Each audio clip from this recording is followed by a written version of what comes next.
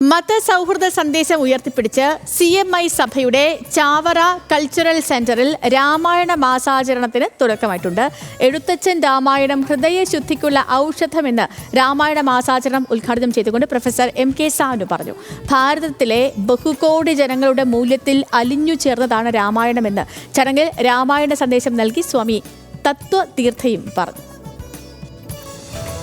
Zero Malabar സഭയിൽ ആദ്യ തദ്ദേശ സന്യാസ സമൂഹമായ CMA സഭയുടെ കീഴിലുള്ള എറണാകുളത്തെ ചാവറ കൾച്ചറൽ സെന്ററാണ് മതസൗഹാർദ്ദ രാമായണ മാസാചരണം നടത്തുന്നത്.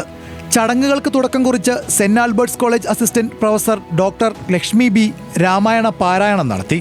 Central director father Anil CMA, father Viju Padakkal എന്നിവരുടെ നേതൃത്വത്തിൽ മാനവ മൈത്രി ദീപം തെളിച്ചു.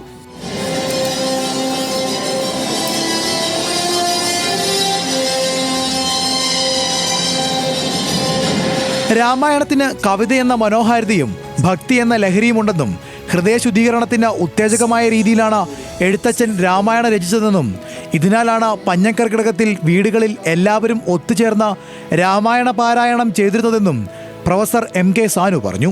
അന്ന് ഏറ്റവും പഞ്ഞം പിടിച്ച ഒരു മാസമാണ്. പഞ്ഞക്കർക്കിടകമേ പോവോ പൊന്നും ചിറ്റമേ വാവ എന്ന് അന്ന് ആളുകൾ പാടുമായിരുന്നു.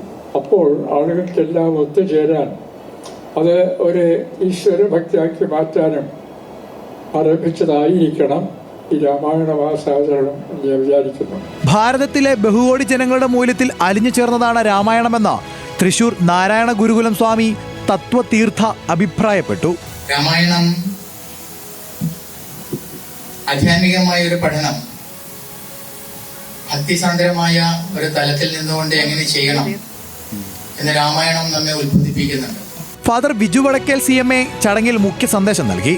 രാമായണം അടിസ്ഥാനമാക്കി Kakkanad Indian culture and heritage centre പാതുകാഭിഷേകം എന്ന പേരിൽ നൃത്തസംഗീത ശില്പവും അവതരിപ്പിച്ചു.